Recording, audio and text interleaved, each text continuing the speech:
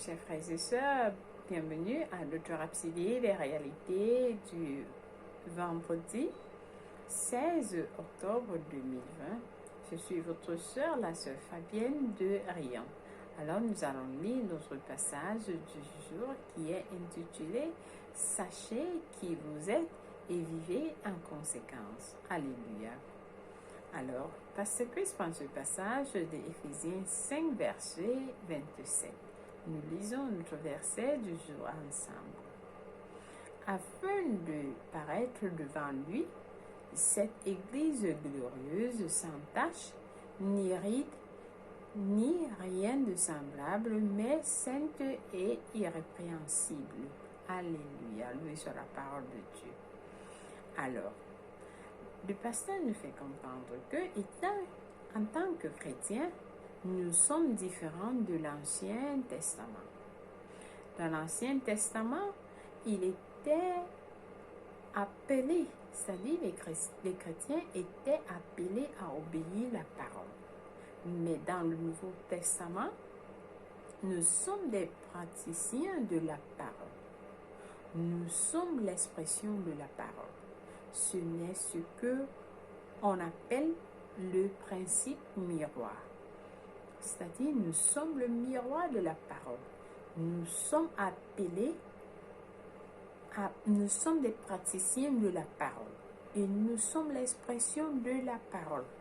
Par contre, dans l'Ancien Testament, ils étaient appelés à obéir la parole. Mais nous ne sommes pas les mêmes. L'idée de Dieu est que s'il vous montre qui vous êtes, si Dieu nous montre qui vous êtes, vous deviez vivre en conséquence. Dieu nous montre qui nous sommes en Christ, afin que nous puissions vivre en conséquence. Alors, par conséquent, quand vous tombez sur un verset comme Éphésiens 2, verset 25 qui dit « C'est pourquoi renoncer aux mensonges et que chacun de vous parle selon la vérité à son prochain. » Loué soit la parole de Dieu. Sachez exactement comme il l'a dit en mettant de côté le mensonge. C'est-à-dire, Dieu nous demande que renoncer au mensonge. C'est-à-dire, le miroir vous montre comme quelqu'un qui se couche, alors faites-le. C'est-à-dire, comme le miroir vous montre comment quelqu'un se couche, alors il nous demande de le faire ainsi. Évitez le mensonge, renoncez au mensonge. Ce n'est pas un commandement. Le pasteur nous explique. Ce n'est pas un commandement. Dans l'Ancien Testament, c'était un commandement de ne pas mentir.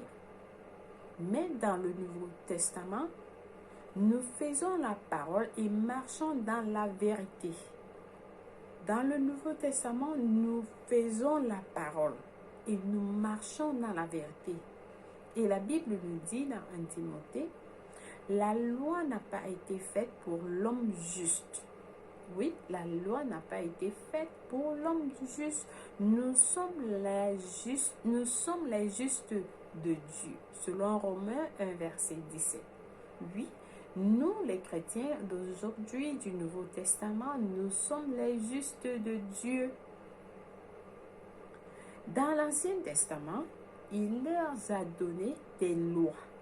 Mais dans le Nouveau Testament, il nous a donné sa nature, sa vie de justice afin que nous puissions vivre correctement. Dieu voulait qu'on vive correctement. Cela explique pourquoi. Si vous avez fait quelque chose qui n'est pas conforme à votre nature de droiture, vous êtes troublé à l'intérieur. Lorsque vous faites quelque chose qui n'est pas bien, votre esprit vous trouble à l'intérieur. Oui, votre esprit vous trouble, votre cœur n'est pas à l'aise, c'est-à-dire vous êtes troublé. Et cela montre que ce que vous avez fait n'était pas correct, n'était pas juste. À partir de votre esprit, vous êtes capable de dire et de juger à cause de sa lumière en vous. La lumière de Dieu est en vous pour vous guider.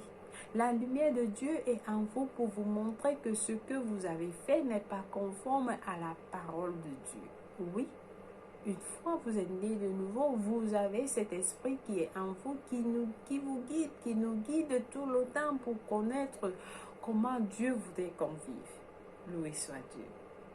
Alors, le pasteur nous dit, c'est pourquoi nous enseignons la justice, afin que le peuple de Dieu puisse devenir conscient de qui il est en Christ et vivre en conséquence. Alléluia, loué soit la parole de Dieu, loué soit Dieu.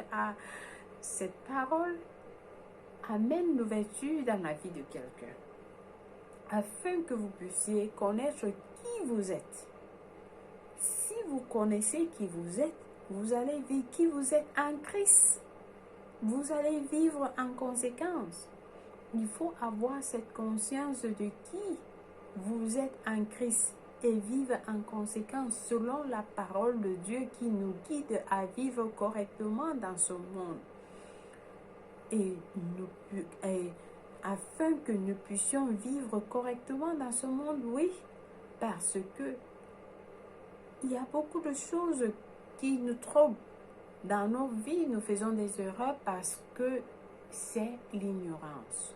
Mais Dieu nous guide, Dieu nous a donné, il nous montre comment est-ce que nous devons vivre par sa parole. Loué soit Dieu.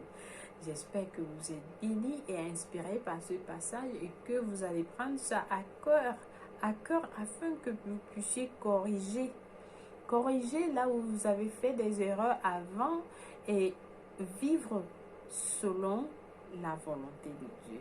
Loué soit Dieu. Alléluia. Alors, nous passons à notre confession du jour. Je vous en prie, nous allons prier.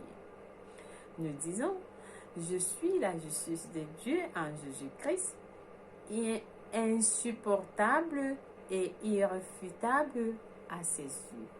Je suis conscient de cette nature de justice dans mon esprit.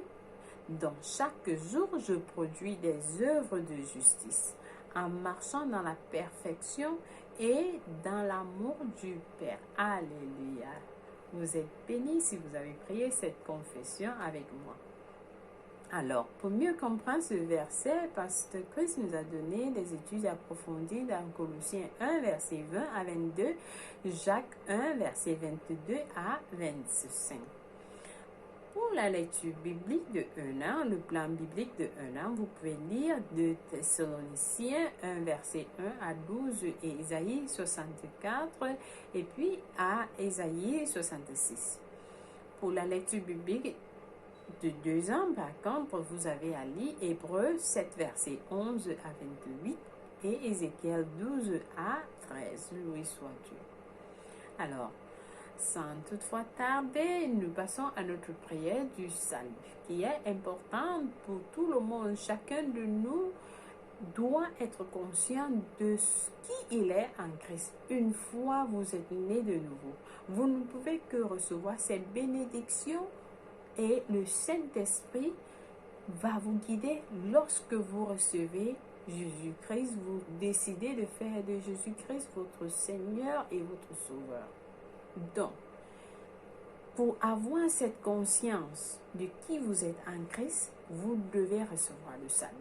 Donc, je vous invite à prier cette prière du salut avec moi. Si vous n'avez pas encore pris cette décision, je insiste encore, nous sommes dans les derniers temps. Jésus-Christ arrive bientôt. Alors, si vous n'êtes pas en Christ, vous ne pouvez pas aller avec lui lorsqu'il va venir. Vous ne serez pas avec lui et les temps sont très courts. Les temps sont très courts et la Bible nous le montre, donc il faut donner sa vie à Christ. Je vous en supplie. C'est important. Avec Jésus-Christ en vous, vous êtes sauvés. C'est le seul chemin pour le salut, comme la Bible nous le dit. Donc, j'invite quelqu'un qui n'a pas encore pris cette décision à prier cette prière avec moi de tout cœur. Et Dieu va l'écouter. Nous prions ensemble. Nous disons, ô Seigneur Dieu, je crois en Jésus-Christ de tout mon cœur, le Fils du Dieu vivant. Je crois qu'il est mort pour moi et Dieu l'a ressuscité des morts. Alors aujourd'hui, je confesse de ma bouche que Jésus-Christ, le Fils du Dieu vivant, est le Seigneur et le Sauveur de ma vie. Par lui et en son nom, j'ai la vie éternelle. Je suis né de nouveau et j'ai décidé de le suivre en avant pour toujours, en arrière pour jamais. Merci Seigneur de m'avoir donné la vie éternelle dans mon cœur. Je suis désormais un enfant de Dieu. Merci d'avoir sauvé mon âme. Alléluia. Alors, je vais te servir tous les jours de ma vie pour toujours. Au nom de Jésus-Christ. Amen.